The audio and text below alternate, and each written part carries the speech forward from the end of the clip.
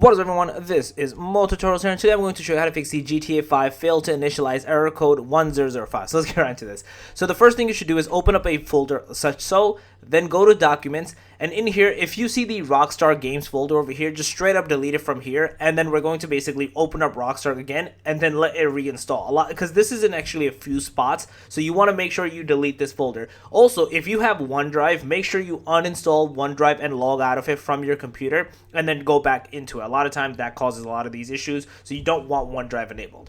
The next thing you want to do is you want to go back into this PC, and I'm actually going to show you. You go to Program Files, and you'll see Rockstar Games in here as well. You want to go to where it says Social Club, and also where it says Launcher, essentially, and find all exe files that you see here, with the exception of the uninstall one. Right click into it, go to Properties, go into Compatibility, and do Run this program as administrator, somewhere over here. Yep, right here. So, and press Apply for all of the exe ones, with the exception of the uninstall ones. Do that, restart your computer, you should be good to go and not have this error persist any longer. So yeah, that's basically it. If you guys are a video, please smash it up. If you got a channel, make sure you subscribe, click that notification bell, and more tutorials out. Peace.